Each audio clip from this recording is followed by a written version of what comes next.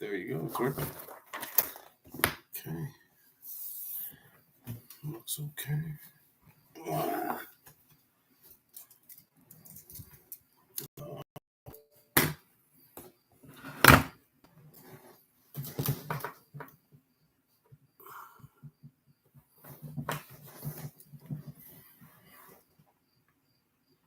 Good morning. Today is Sunday, August 14th, 2022. I say this often, but I'm not sure how we got here. The time sure is flying, right? The second half of 2022 is upon us. So thank you for joining me this morning. It's been a crazy, crazy year. I mean, in so many ways, it's just a normal year for me. I mean, I got married, so for me, it's kind of a crazy year no matter what. But in general, I mean, it largely feels like a normal year. I think if I didn't turn on the news, the radio, read articles on the internet, all activities which I actually try to avoid doing, I don't think the news is very good for you or your productivity, or me and my productivity, anyways. But if I didn't turn those things on, I think about my day-to-day life. I wake up, I go to work, I pay my bills, I worry about taxes, I think about investing, etc., etc. And really, life is pretty normal. Interest rates have obviously climbed, and that's something that directly impacts my day-to-day life, obviously, because I invest in real estate and have an interest in investing in the economy in general. And so seeing the effects of those changes, I guess, is something that I would notice in my day-to-day life. But if I really think beyond that, life is pretty much the same as it was last year, except for all the sky is falling news and everything. And it's easy to get discouraged by that stuff. I think everybody's level of morale is a little bit different, right? Now, for some people, some of the bad news that we've gotten has already caused them to fold and go home. Probably for most people, they're a little bit more resilient than that. Well, actually, resilience is something I'm going to riff on for a second, because that just led me to a thought. I've been watching, I guess, on the news or what have you, in media for the last year or so, the rise of this sort of hysterical, and it's not new. I'd like to be clear. I've been paying attention to it for the last year or so. It's not a new phenomenon. It's a relatively old phenomenon, I would say, at least much older than the last year. But it's certainly become much more prominent in the last year. I've been watching sort of the rise of the snowflake, these incredibly sensitive people who have little in the way of resiliency. It would seem that calling them a mean name will cause them to curl up into a ball and cry. And it's a very fascinating phenomenon because, of course, these people, they exist, or they are raised or created or whatever. And that's a real challenge in life, right? To be so delicate, so sensitive, so fragile that, somebody calling you a name knocks you off balance, for example. It's interesting to see how we as a society, and when I say we as a society, those are both kind of misnomers. What is a society? It's a very tricky thing to define, right? And who are we? Again, very, very difficult, right? There's the inclusive we, there's the exclusive we, there's all these different versions of who we are. But as a society, we have been reacting to these people, these incredibly fragile people, by saying, it's okay that you're fragile, it's not your fault, and we will walk on eggshells to protect you from your own neuroses.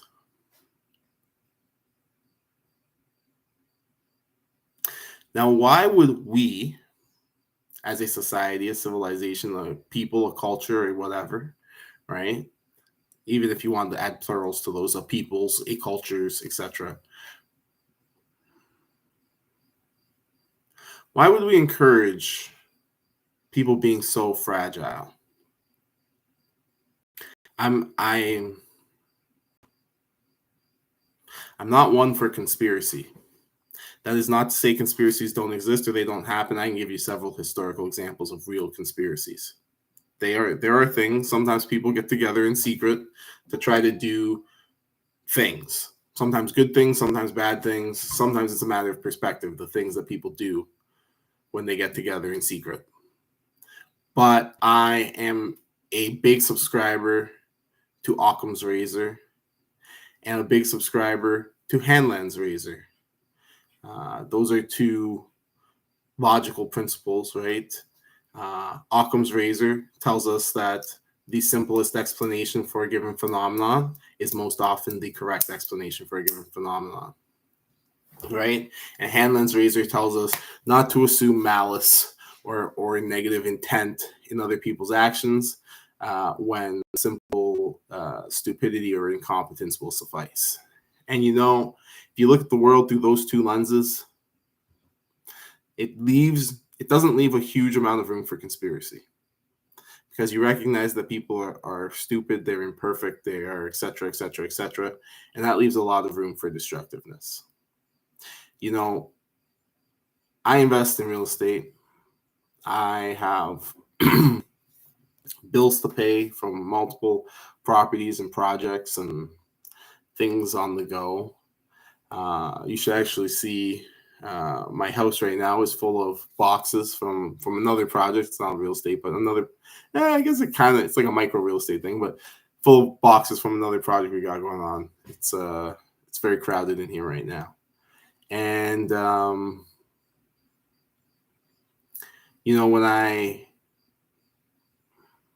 how do I want to phrase this? When I look at that project, all that stuff, and I look at the real estate, and then I look at the world, and I look at all these things, I recognize that I try to do some stuff, perhaps more than the average person, although certainly not at the level of, say, someone like Kamala Harris, right? She's the vice president of the United States, a woman I absolutely detest, don't like her at all. But regardless of what I think of her personally or politically, I have to admit that to do that job is probably very hard. It probably requires a lot of organization, hard work, dedication, et cetera, whatever it is, right? Probably a level of achievement that I frankly don't probably ever want to get to. So I can compare her efforts to mine own, right? In the things that I do, the projects that I undertake in my life compared to, the projects of being vice president or what have you, right? So let's make some comparisons.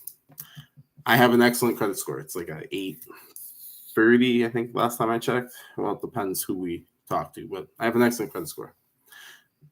9 years ago or whatever, I don't know, I had a terrible credit score, like 525 or something like that.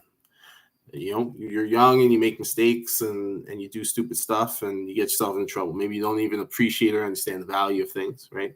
It's the position I found myself in.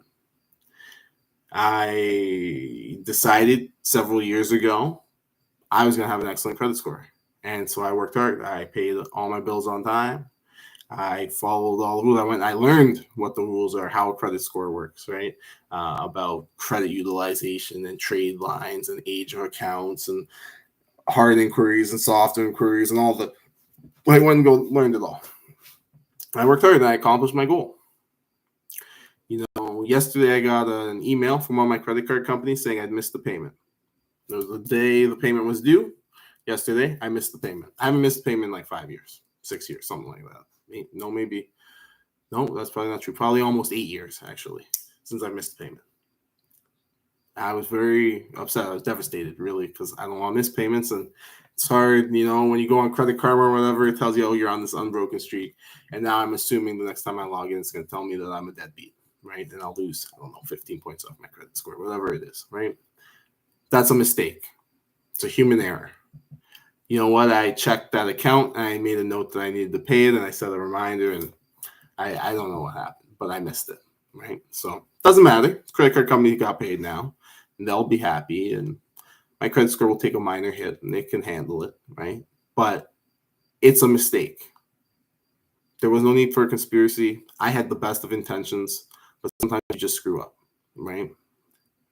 And when you extrapolate that from me and my little corner of the world and the small things that I have power over, and you put that same exact error on somebody like, say, Kamala Harris, right? Somebody who's in a position of power, for whose actions and decisions are affecting people, regardless of whether or not that's right or wrong.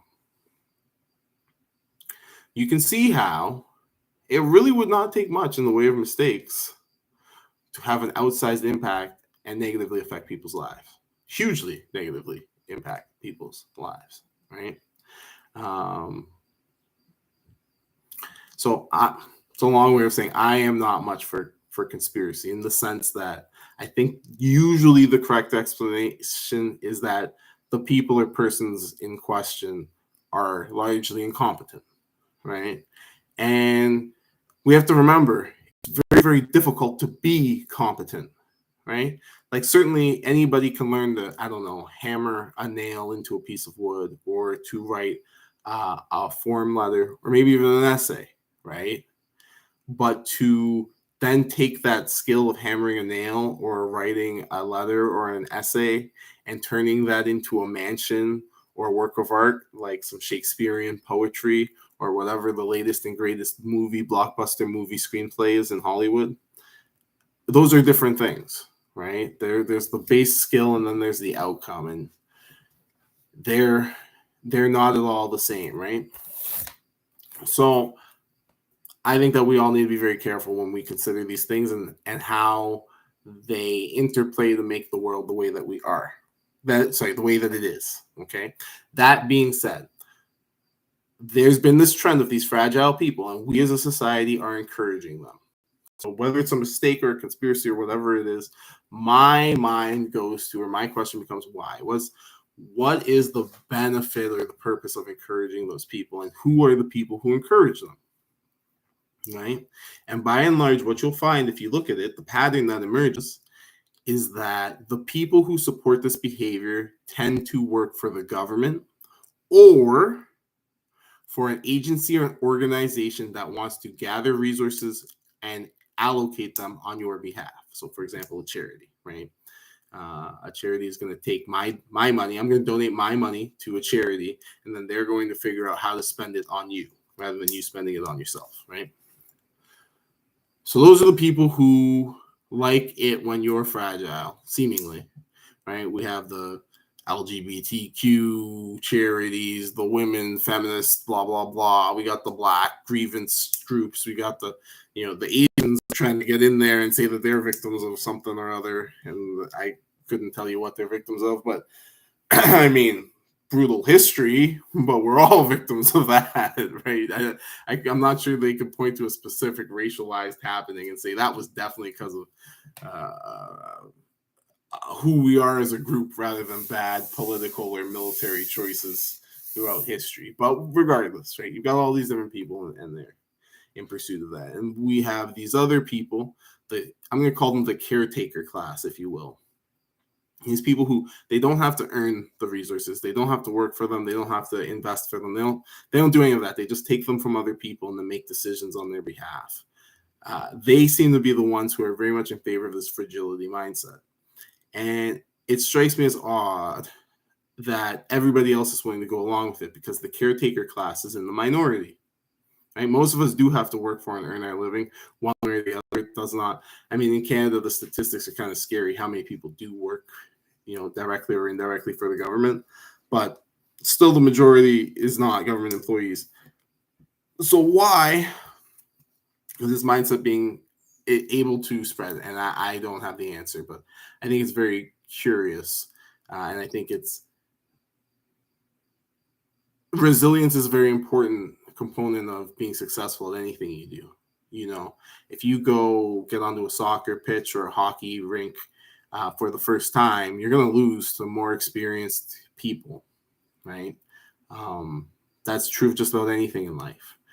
You got to be able to take the L and learn from it and grow. To go back to me with my credit there, right? I missed the payment. I take the L. It is what it is. Something I can do about it now. I just have to remind myself and remember to be better. Right?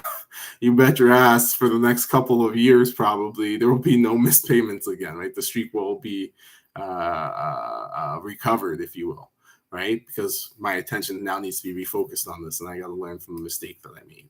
Right? And I've already thought of ways to make sure this does not happen again, because I should have already had mechanisms in place to make sure, just in case I forgot, a computer or something would at least make sure a minimum got paid. Right? So we have to learn from our mistakes and we grow from them. That's how we get better at things. Right? And it's one of the things about investing, and especially real estate investing, that make it so difficult, that make the psychological and mindset component so incredibly important. When you engage in those types of activities, you're risking so much money, so much value in your eyes, right? Like, obviously, if you had the perspective of, say, Robert Kiyosaki, it's not that much money that you're risking, but you don't have his perspective yet. From your perspective, if you've worked hard up to this point and you have $180,000 of total life savings, and maybe you had to beg, borrow, and steal to even get there, right? Then putting that into a deal, or deal number 2, or deal number 3, or even deal number 10 is kind of terrifying. Because what if it goes wrong? And of course, I could tell you a million different reasons why and how. If it goes wrong, it's really not going to be the end of the world, and you can maybe even understand that intellectually, but still, there's that voice in the back of your head, going, hey, don't screw this up, And unfortunately, the nature of all things in life is that we have to screw them up. We have to make mistakes. We have to make errors, right? And when those errors occur, we have to deal with the fallout, right? Any given situation, I don't know, maybe you went out with your friends and you had too much to drink and you started saying things you shouldn't say, or you got into it with your partner, your girlfriend, boyfriend, husband, wife, whatever, or you were in traffic and you got too impatient with somebody and you flipped them off, or I don't know, whatever, right? Whatever the situation is, you create consequences that you didn't have to deal with. And you got to have the resiliency to be able to sit there and put your head down and say, hey, I'm going to work my way out of this mess that I've made. I can do that. I've done it before, right? And when you get yourself into that place, that position of, I guess, self-reliance, for lack of a better way to put it, right? A position of kind of supreme confidence that, the quote of Aretha Franklin, I will survive, right? That's when you can really take massive action. Right? It's when you realize that what you're doing specifically does not matter for your survival, that you will thrive, right? Because they've done studies on financial loss, like the psychological impacts of financial loss. And the part of your brain that is associated with bodily integrity, right? That is the feeling or the need to keep your body whole, is the same part of your brain that deals with financial loss. And so the pain of losing money, which is a rather visceral feeling, is actually coming from the same part of your brain as the pain of losing your finger or your hand or your arm. Right? And so it's important to know that your brain, the system in your brain that is dealing with the risk and fear of losing money, is the same system in your brain that deals with the risk and fear of losing body parts. And obviously that part of your brain is very conservative for good reason, right? But unlike your body parts, you can regrow your wealth, you can regrow your money. And so that fear is actually not very helpful, right? And so we all need to make an effort to focus and refocus and continue to refocus our efforts and our energy on A, being resilient, and B, understanding that I don't want to be so flippant as to say that it's a game that you're playing, but I want you to visualize the same mindset as when you play a game. Right? When you sit down to play a game, Win, lose, or draw, it doesn't matter. Now, you want to win. Most of you want to win. Certainly, if you're male, you probably want to win, right? But just because you want to win, it doesn't mean you play the game as if you can't lose. And I hope you see the difference there, right? Because there's a huge difference between playing to win and playing not to lose, right? And in finances and investing, and I think in life for a lot of people, they're playing not to lose because they're afraid of taking the L or multiple L's, right? Which is a completely understandable place to be. Like I just said, part of your brain that tells you, hey, don't stick your arm in the wood chipper. We need that arm. It's the same part that's telling you, hey, don't risk the $50,000. We need that $50,000, right? Unfortunately, nothing ventured, nothing gained. So you got to kind of get over that. And you have to understand that the people who perform the best at these things, right, have gotten themselves to a level where the money actually doesn't matter for them. So it is actually a game that they're playing. And that's usually when they become the most successful, right? As is commonly said, the hardest million to make is the first million, right? And that's because for the first million, you're really coming at it from a place of scarcity, usually for most people. I mean, there's the rare exception, but for most people, you're coming at it from a place of scarcity, right? After you've gotten that first million, then you look back and you say, oh, well, I got the million the first time, so I could probably do it again. Maybe $1 million is not as scarce as I thought it was. And you become a bit more loose, a bit more fluid with those resources, right? And that's when you can really find and create abundance for yourself. So you can skip the step where you build up to $1 million and just get your head right away, because mindset is a very powerful thing. Now, on the topic of mindset, I have a book recommendation for you. This is a fantastic book. I started reading. I haven't finished the book yet, so maybe it ends badly. Who knows? But it starts out really great. The book is called Who, Not How by Dan Sullivan and Dr. Benjamin Hardy. Who, Not How by Dan Sullivan and Dr. Benjamin Hardy. It's a very interesting book. For starters, it is written by two people.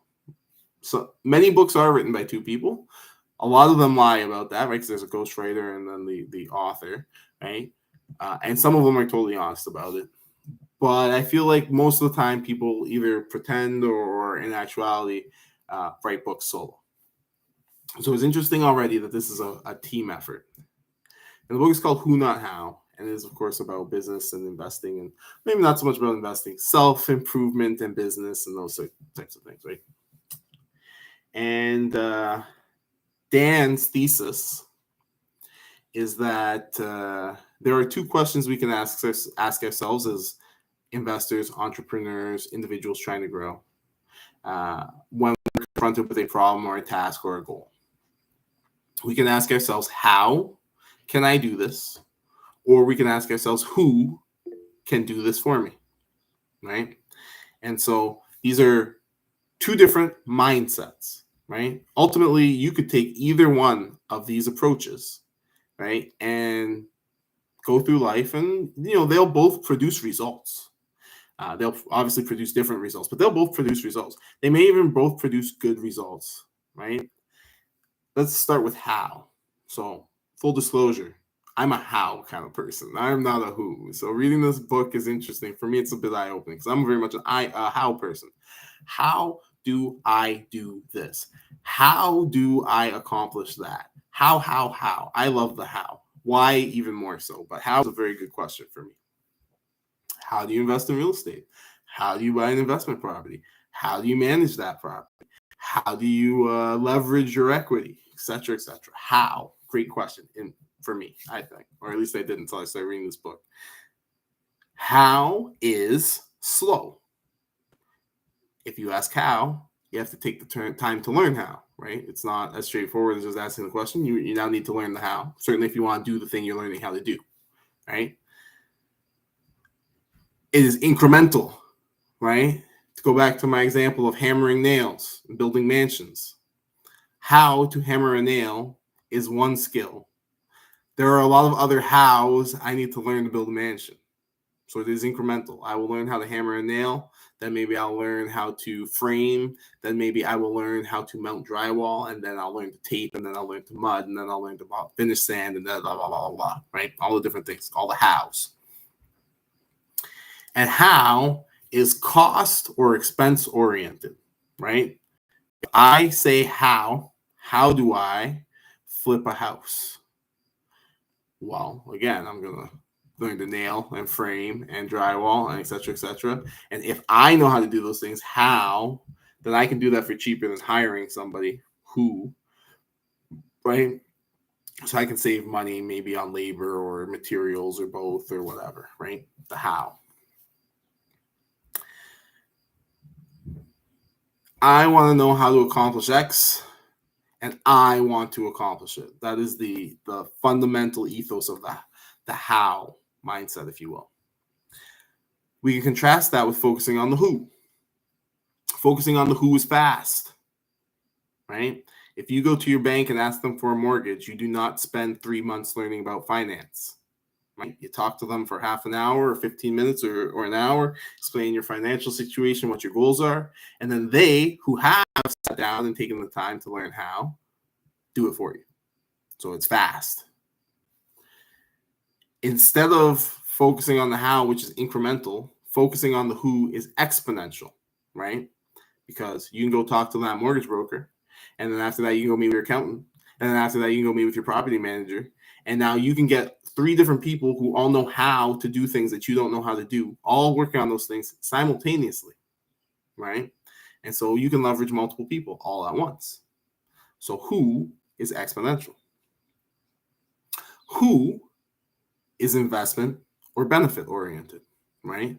Who does not ask how much does this cost? Who asks how much benefit do I get from this person, relationship, contract, etc., right?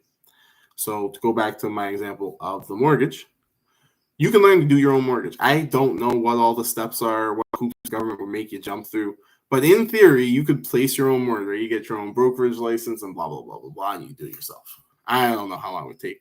Take a very, very long time, right? And your return on investment would be terrible, right? Or you can hire a mortgage broker who, yeah, maybe they'll charge you $3,500 to place a mortgage or $4,500 to place a mortgage, but you don't have to learn anything or very little, right? You don't have to do any of that groundwork. You don't have to get registered or licensed or anything like that.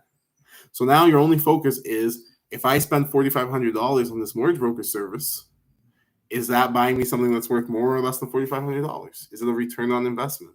Is this relationship paying a return? Should I be invested in it? Do I maintain my relationship with this broker? Are they bringing value into my life? Are they enabling me to do things I wasn't doing before? So focusing on who is very relational. It's very focused on the benefits of those relationships rather than on the costs, right? Which is where the how mindset often gets stuck. The who mindset asks itself the question, who can enable me to accomplish X?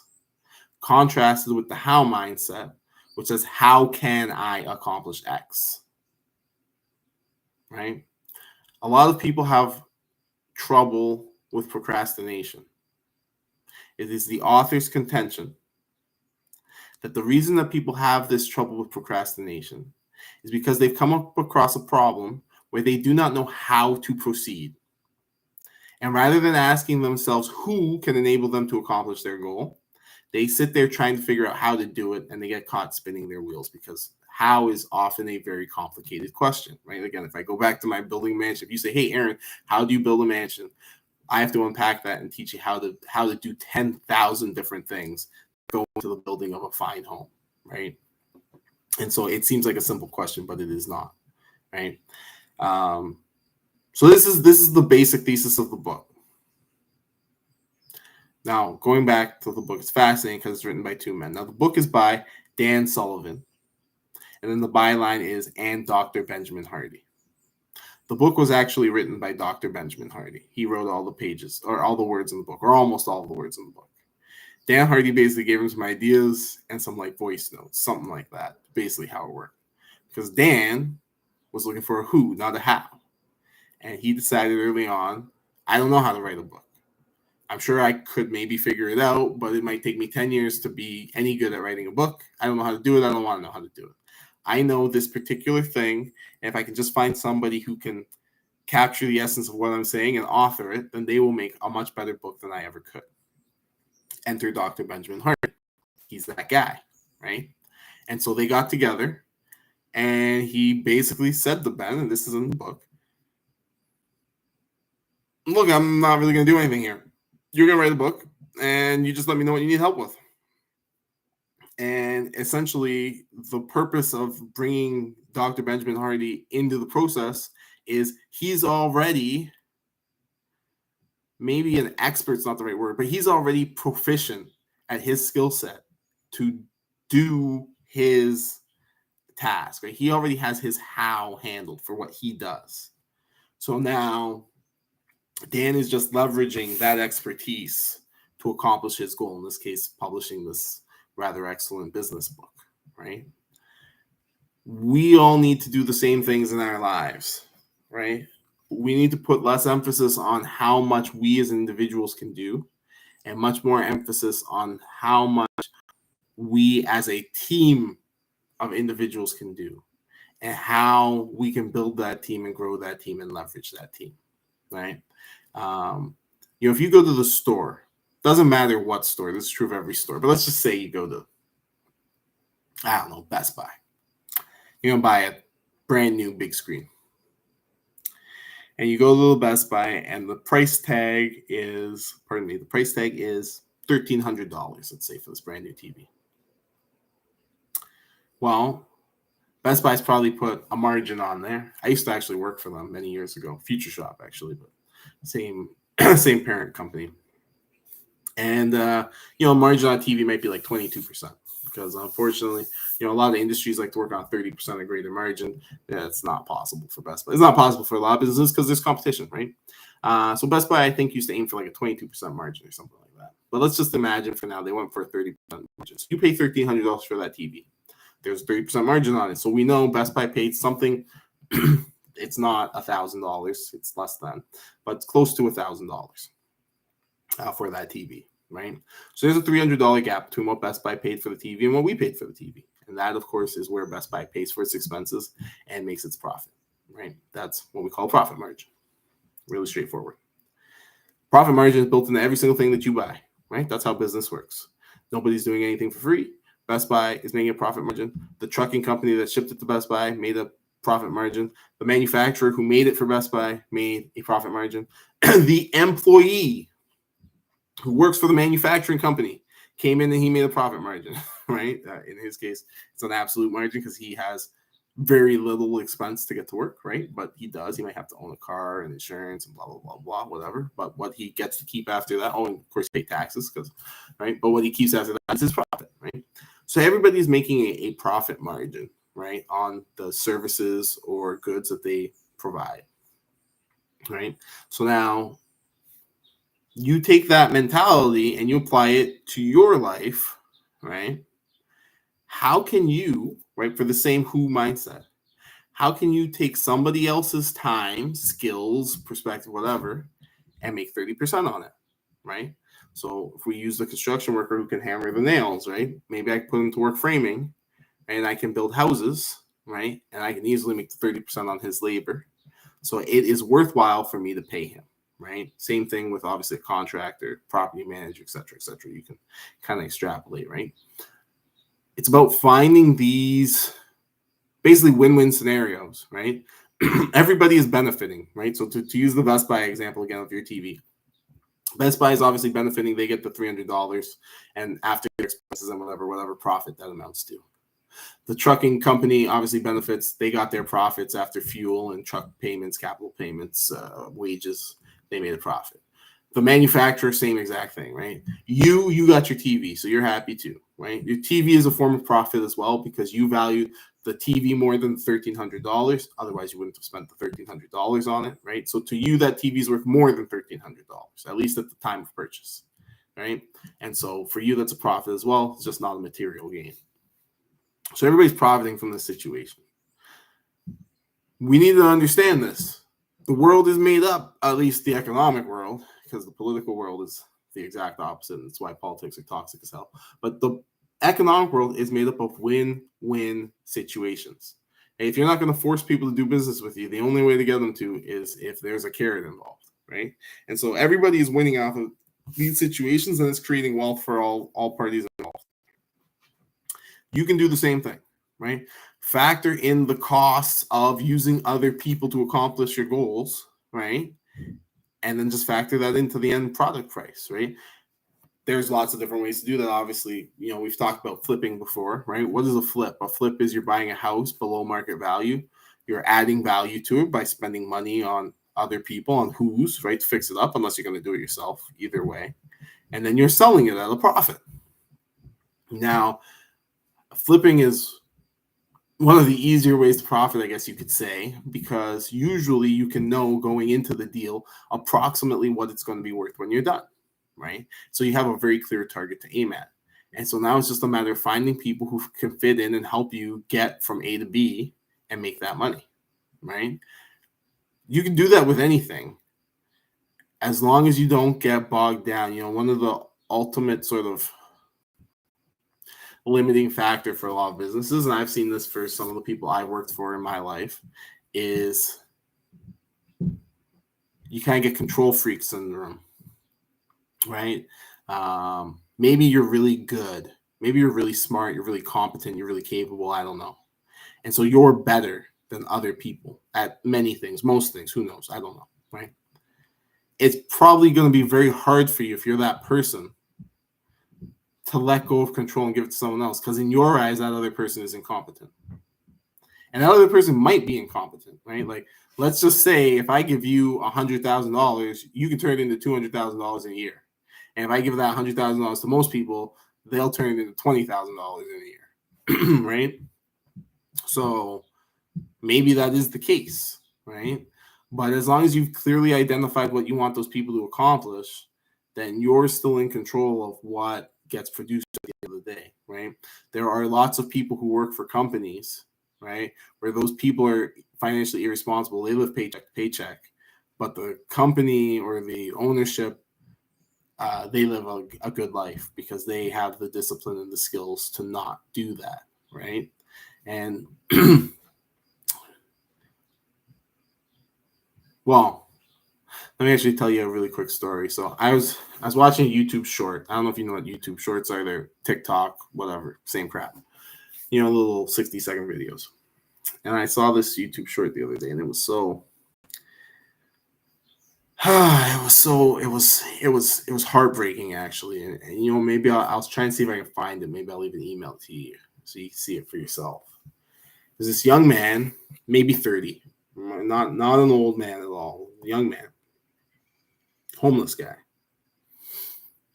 and he was homeless, and I don't know where he was. Maybe like Washington, maybe like Seattle, or maybe a bit further south than that. But he was somewhere on the West Coast, homeless. And so this interviewer approaches him and asks him, what's his story, basically, right? And the voiceover or whatever comes on and says, like, why did this guy walk? Basically, I can't remember, but like basically from Ohio to here, right?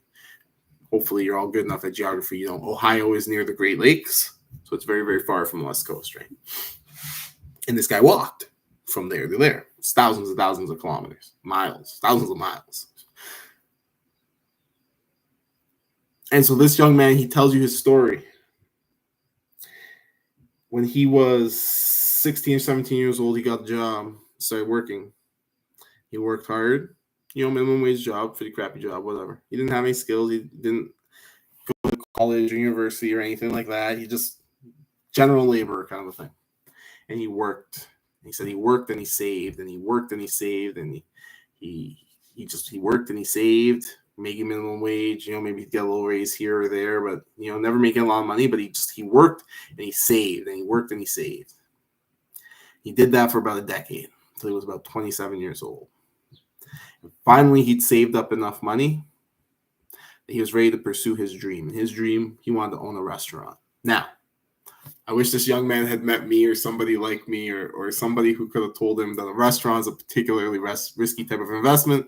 Maybe buy some real estate before you take the plunge into that. But alas, that was not his path. He decided he'd open up a restaurant.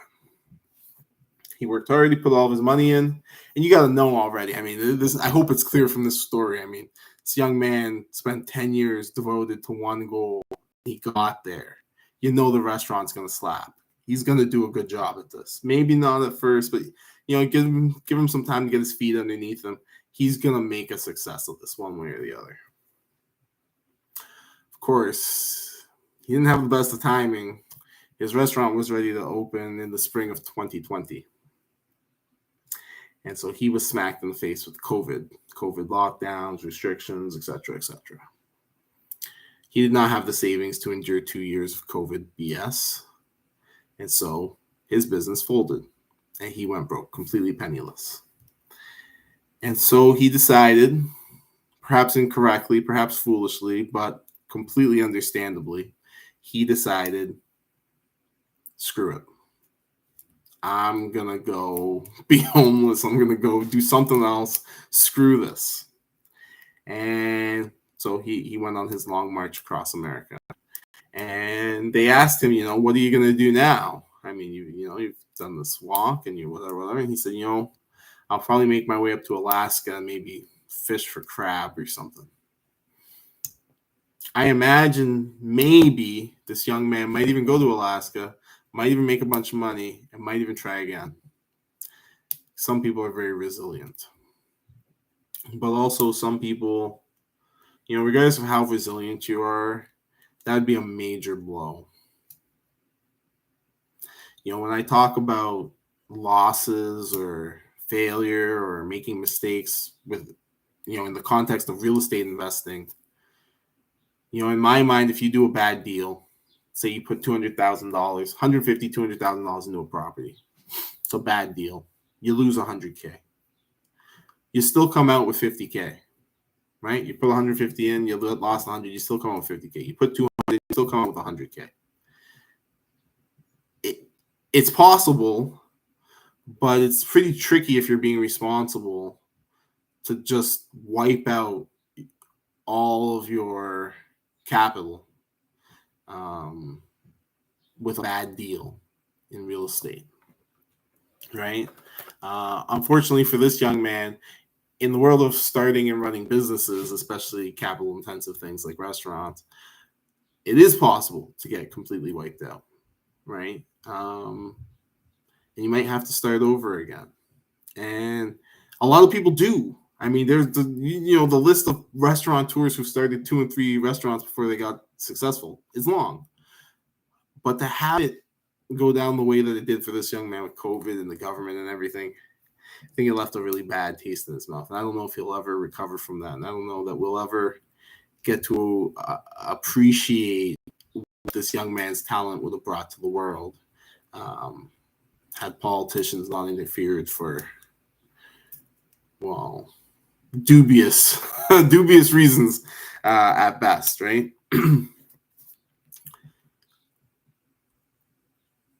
There's something just devastating for me about that story that just, it's not fair, I guess. It's probably the bottom line. I'm a pretty cold person. If you end up homeless, I will walk right past you to get where I'm going. That's a you problem, not a me problem. It's not that I don't have compassion. I do. I'd like to help you maybe. But at the same time, it's your responsibility to take care of yourself, not mine.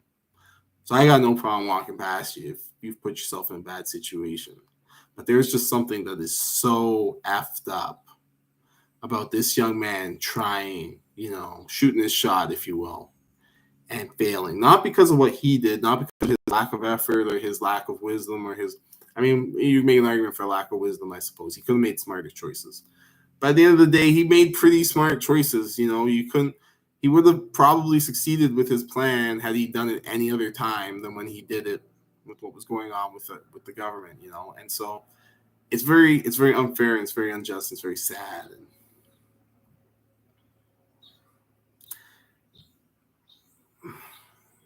it's just not right, I suppose, right? And so we all need to, I guess, just be aware of how lucky we are, that you know the things that you know, the people that you know, and you have the opportunities that you do. It's not to say that you won't end up like that young man in the sense of, there will be setbacks, but you probably won't just be sidelined by forces that are out of control, right? And obviously a large part of life is about mitigating risk, right? And about understanding that, okay, this I control and this I don't control. So let me, control this in such a way as to minimize the risk of that. Right. I control what I wear on my body, as an example. I don't control whether or not there are muggers around me, but I do control what I wear on my body, right? So I can't help it if there's some, delinquent kid who wants to hold me up at knife point and take my stuff. Sometimes that's how the world is. But I don't need to walk around with a $10,000 gold necklace on, right? Just asking them to hold me up, right? That's what I have power over, right? Same thing, driving, I can't help it. There might be a drunk person, a tired person, a maniacal person, I just don't care about my life anymore person on the road next to me. Sometimes it is what it is, right? But I can decide whether I'm going to drive defensively or aggressively, right? I can decide whether or not I'm going to give that erratic acting looking car a wide berth, stay away from it, or whether I'm going to get right up next to it and see what happens, right? So we control the levers that we control, and we got to take action around those things to try to produce the results that we're looking for. So in that spirit, from who, not how, right? We get this idea that if you're looking for a who, what do you need to do? How do you find these people who can help you to accomplish your goals? And you have to clearly define A, what the goal is that you're trying to accomplish, and B, what it looks like to accomplish that goal. C helps if you know what skills or knowledge or experience is necessary to acquire that, to accomplish that goal, right? And what you really want to do is you want to imagine that you work for a Fortune 500 company. You're a manager at one of these Fortune 500 companies, right? Now you need a new staff member on your team who does X, Y, and Z, whatever function it is, right? Now, as a team leader for, Fortune 500 company, do you go down to the street and go find some guy to work in this new position? No, you do not, right? For any of you who've worked for a Fortune 500 company, that's not how it works, right? There's an HR team, an HR department. So you now, as a team leader, whatever, you go to HR and you say, hey, I need a person with these skills, this experience, blah, blah, blah, blah, blah. This is what I'm looking for. This is the budget that my boss has given me to fill this role. Find me one of these. And then HR goes and they look for one of those people, right? And if you're lucky, if you have a good company with a good HR team, it's literally the only legitimate function of HR. Everything else that they do is BS. But if you have a good HR team, then they'll maybe even hire a good candidate, right? You need to treat it the same way. Why do you need to treat it that way? Well, obviously, if you're you, then you don't need HR because you're the one who's going to be doing the hiring, okay? That is both a blessing and a curse, right? The reason why you need to treat it like HR is because when HR is going to do the hiring on your behalf, you have to be clear with them about what you're looking for and what your expectation is. And understand that you're still going to probably kiss a few frogs before you find your prince, so to speak, right? That not every person who's hired for a role is necessarily going to work out first time, right? But you need a clearly defined list of characteristics, traits, objectives, skills, experience for your candidate, right? If, for example, go back to my example of the mortgage broker. If, for example, for my mortgage broker, I want to do a vendor take back loan with a second position mortgage and I want to cross collateralize to another piece of property that I own and blah, blah, blah, blah. Well, that's a complicated mortgage, right? I don't want, Johnny Green Thumb, the brand new mortgage broker, working on that deal for me because he or she is not ready. They're not experienced. They don't have the skills. They don't have the how to do it for me, right? In that case, I'm looking for a particular type of mortgage broker, right? Same thing. If I'm looking for real estate I'm looking for properties, right? What kind of realtor do I want to work with? Do I want to work with someone who's inexperienced and hungry, and maybe they're going to give me lots of attention and kind of point the fire hose of information at me and give me a lot to sift through? Or do I want the experienced, savvy, perhaps busy realtor who they don't have time to send me a fire hose of information? They're going to pick one or two things they think are winners, and I'll have to make a decision, and we'll go from there, right? It's going to depend. It depends what your goals are, depends what you're trying to accomplish, right? But you figuring this out by sitting down and really taking the time to write out, well, what is this who going to bring to my life, right? What does this relationship look like? What are they getting from me, and what am I getting from them? How do I know that this relationship is working? How do I know that this relationship is not working, right? And now you've got a few, to use some jargon, some KPIs, right? Some key performance indicators for how this relationship is progressing and whether or not it's producing the results that you're looking for, right? Because at the end of the day, right, we all have 24 hours a day, right? Well, all of us. It's one of those things that I get really frustrated with, all the equality and the this and the that and blah, blah, blah people. First of all, life's not equal. It's just not. Never has been, never will be. That's just is what it is. But even if it can approximate equality, and I think it does do that, even if it can approximate equality, in some ways it is as absolutely fundamentally equal as it needs to be. We all get 24 hours. Nobody gets to cheat that rule. But some of us are much more savvy about how we interpret that rule than others, right? One of the great advantages, insights, revelations of who, not how, this mindset shift is you only have 24 hours in a day, but you can rent someone else's day for 8 hours if you want, right? You only have 24 hours in a day, but you can rent someone else's day 8 hours at a time if you want. And I mean, you don't have to rent 8 hours. You can rent 4 hours if you want, right? People work part-time. But you can rent somebody else's time, right? So if your 24 hours have a certain amount of value on them, so do everybody else's. And it varies because everybody has different skills and capacities and etc. But at the end of the day, let's just pick a name here. If Almondo is worth $24 an hour, if Almondo wants $24 an hour, let's say, and he produces work that could be worth $30 an hour, I may be able to purchase Almondo's services for $24 and sell them for $30. I can tell you right now that I can do that to Almondo because Almondo used to work for Honeywell. And that's what Honeywell used to do. I mean, the numbers were different, right? But that's what Honeywell used to do. Whatever it was they were paying Almondo, they were charging the customer that much on top, right? And profiting. That's what they did. They were buying his time 8, 10, 12 hours a day and profiting off it. And so in that way, Honeywell can leverage tens of thousands, hundreds of thousands, millions of man hours per year, right? By buying them. And that's something that a lot of people, when they look at a business or when they think about investing or a business idea or starting a company, right, they look at hiring employees as an expense because they're focused on this how mindset. And the how mindset is focused on costs and expenses, right? That's what they're oriented towards. And so they're looking at hiring somebody and they're saying, hey, you know what, this person, if I pay them, I don't know, let's say $20 an hour, right, they're going to cost me $40,000 a year and blah, blah, blah, blah, blah. And that's a lot of money and et cetera, right? But you need to be focused on the who. Well, for $40,000 a year, I can buy this awesome individual who works hard and is worth probably $55,000 a year. And if we work with them, we probably grow them to be worth $65,000 or $75,000 a year. And yeah, maybe they'll last for an extra $5,000, but they're making an extra $15,000. So hey, it's totally a win for us or for me, right? That's the mindset. That's the shift right there, right?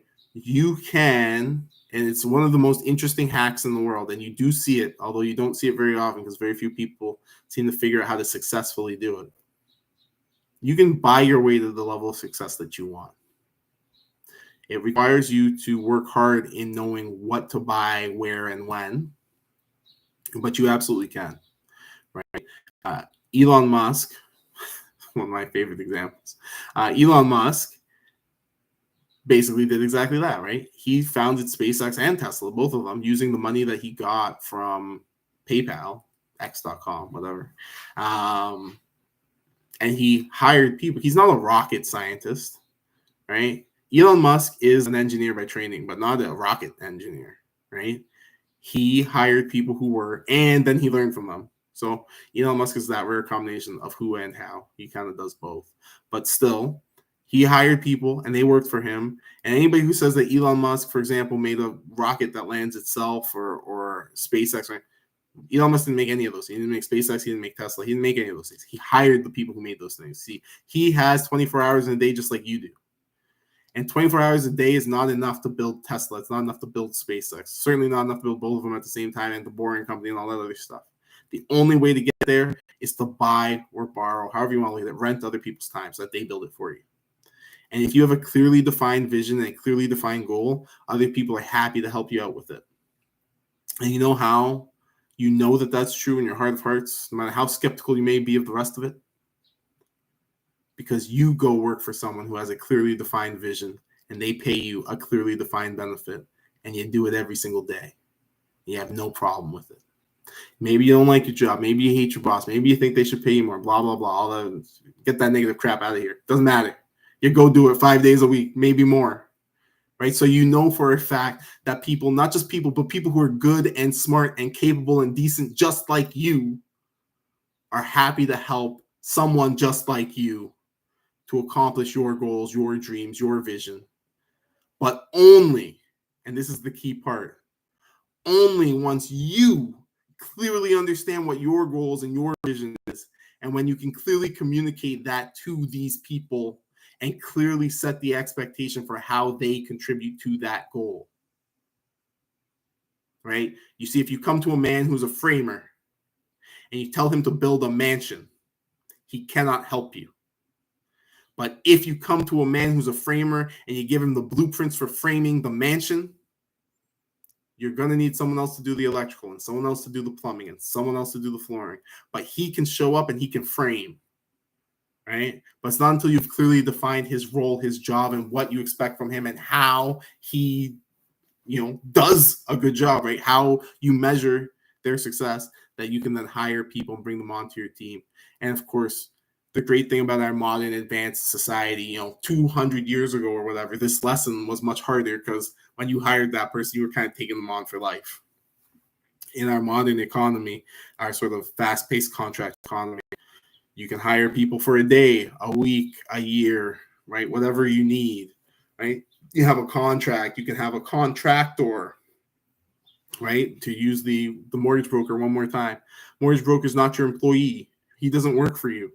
He's a contractor, right? You're contracting him to do something for you. So as long as he can do that profitably, right? And I think that's really the thing. That's the gap that most people don't see in their own lives in terms of investing or building a business or working on themselves. Is it's very easy to get focused on the costs. I know I do that sometimes. Get focused on the costs of things. Oh, this is expensive. This is that. This is the next thing. And between becoming focused on the cost and then having this sort of fixed or scarcity mindset, being afraid of losing what you've got, right? Playing to not to lose rather than playing to win, right? Between those two things, you'll lock yourself up in such a tight knot that you can't take action in any way that's going to be effective, right? And then you just sit there spinning your wheels, right? And what we all have to understand is you need leverage. Leverage is powerful. Leverage is what makes it so powerful to invest in real estate, right? The fact that you can put 20% down and all the rest of the money comes from the bank means that you can actually get some really, really interesting returns on paper, right? It's the same thing with your time, right? If you've got, let's best case scenario, you skimp on sleep a bit, maybe you get like 6 hours of sleep per night. You got about 16 hours productivity. And if you're human like most of us, you're probably going to waste, I don't know, between a quarter and a half of that, depending on how good you are, right? So you really only have 12 to 8 hours of real productive time per day. Now, if you took an hour per day organizing, preparing, understanding, and clarifying your vision for these who's, you could potentially bring on 8 people, right? Because there's 8 hours a day. So if you have to devote an hour a day to this, and really there's 5 days a week, so you could go further. But you have to devote 8 hours a day, 5 days a week. You hire 8 other people who all have 8 hours, right? 8 times 8 is 64. You could immediately go from getting 100% of the profit or the gain of your 8 hours to getting maybe 50 or 30% of the gain, maybe even 10% of the gain. Well, you wouldn't want 10%, maybe 20% of the gain from 64 hours, right? Which far outpaces what you were doing before, right? So that's an organizational skill set, I guess you could say, or it's really a mindset that we should all be adopting so that we can do better in our businesses, investment or otherwise, right? I think that's something that we, as investors, should be focused on right now, because now is a good time in the market, sort of a period of uncertainty where you're not necessarily going to be taking action. I mean, there are opportunities, right? But it may be a little bit harder right now to make something happen in the market than it was before. But it's a great time to be building up a team and building up an understanding of who those team players are and what you expect from them, right? And how to put those pieces together. It's like managing a football club or a baseball team. You have your star striker, and then you've got your midfielders, your defensemen. You got to put them all together to have a winning squad, right? You have a baseball team. You got your stud pitcher. You got to have your slugger, your hitter, your rotation, et cetera, right? You got to put those pieces together to make something work, right? And the same is true in life. You might have your accountant, your lawyer, your broker, and you put all these people together and they enable you to do things that are high level and difficult that you don't have the knowledge or skill to do by yourself. But by leveraging people who are smarter and more experienced than you and more focused and more specialized, you can go do great things, right? Yeah, that's it. I don't want to talk about anything technical today. I just wanted to talk about mindset. I'm going to repeat one more time. The book is called Who Not How by Dan Sullivan and Dr. Benjamin Hardy. And it's a really just fantastic kind of book about mindset, about approaches to things, and about really understanding that there are a lot more options than we realize, because we kind of get ourselves stuck in these mental, it's like if you go into a muddy field with a plow. I don't know if you've ever seen what happens when you drive a tractor through a muddy field, but it creates ruts, right? These big, deep tracks in the mud. And usually they'll fill with water and whatever. Your mind does a similar thing. You go down a thought path and it creates ruts. And that the tendency is to fit back into those grooves the next time you're thinking along those same lines, right? And if you do that for a while, we call that habit, right? And eventually habits can go from being habits to being stuck in your ways, right? Et cetera, et cetera. That's something that we have to be careful of, to try to break out of as much as we can, right? And to continually look for novel solutions and new information and new sources of information, right? New people who we can help to leverage in our lives to help ourselves grow. If you are, just to take the who not how thing one step further before we go, if you are trying to lose weight, lots of people try to lose weight, Weight Watchers and Beachbody, and there's 1,000 companies out there, Bowflex, whatever, who will sell you equipment, classes, programs, blah, blah, blah, for losing weight, right? Some people will get a personal trainer, right? Now, personal trainer is a great example of who, not how. I can sit down and I can read Arnold Schwarzenegger's encyclopedia, bodybuilding encyclopedia, whatever. I don't know if you've ever seen that book. It is massive and scary looking. Hard to believe it came out of the mind of Arnold Schwarzenegger, but I mean, he's actually a very bright guy, so it's not that surprising. But very big, dense, ugly book, right? And he probably didn't write much of it. Or I can pay a dude $100 an hour, whatever the going rate is, and he's maybe not read that book, but he's got the requisite training. He just tells me what to do day in and day out. They'll both get me in shape if I'm committed to them. great thing about the personal trainer is I can pay him to try to keep me committed. And he has an incentive because he wants to get paid more. Whereas if I leave it up to myself, maybe I have a disincentive because I'm lazy, so I don't want to do the workout. If I wasn't, I wouldn't need his help in the first place, right?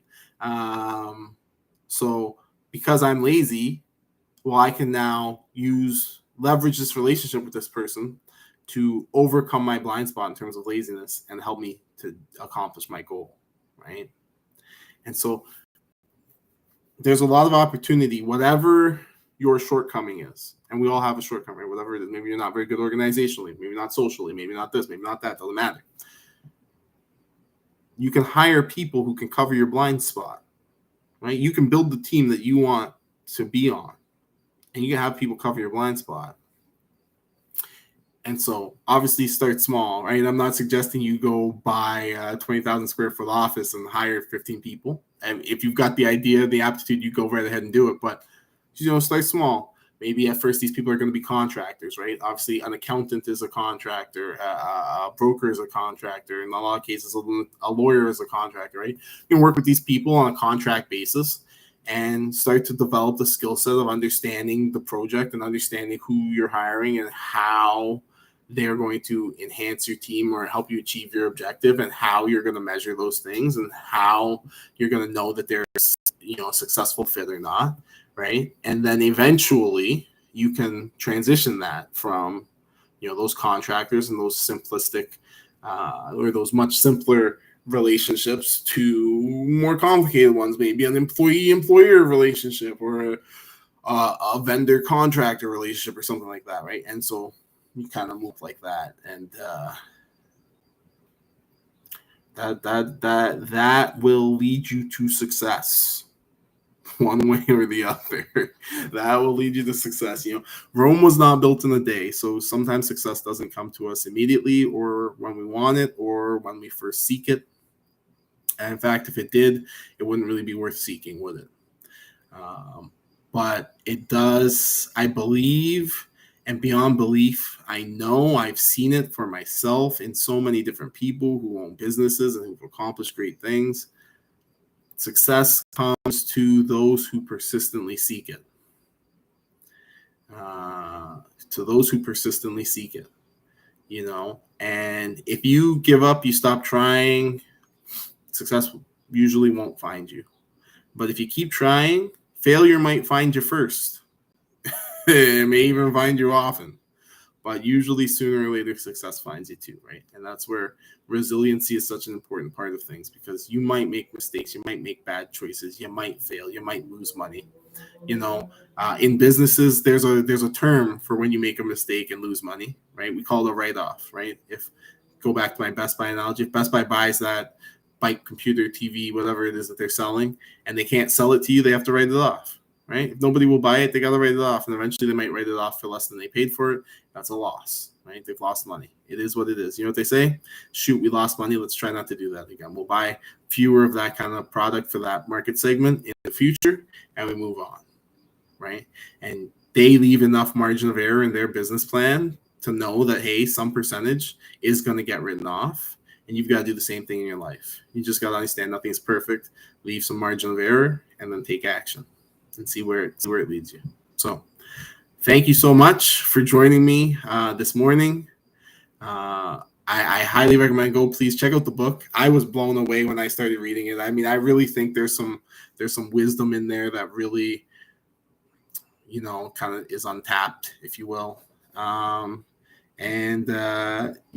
now is obviously is not the right word, but right now is not the most exciting time to be a real estate investor. If you're trying to buy stuff, you might feel like the sidelines are the safer place to be. It's hard to say. Maybe we'll talk about that more next week, but definitely it's easy to see how you might feel that way. And so it's a great time right now to be assimilating all the knowledge that you can, integrating it, learning how to deploy it in your life and how to take action, so that when the market turns, and it will, you feel that you're in a position to leverage that information and give yourself the best launch pad that you can. So with that said, have a wonderful day. Thank you again for joining me, and I hope I'll see you all again next week. See, I guess I'm the only one who gets seen, but that's for sure.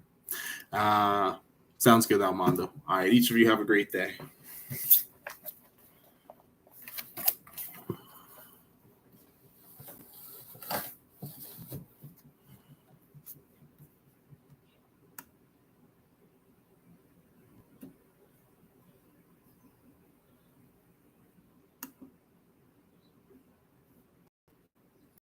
Now what I meant to do. Not what I meant to do. That's okay.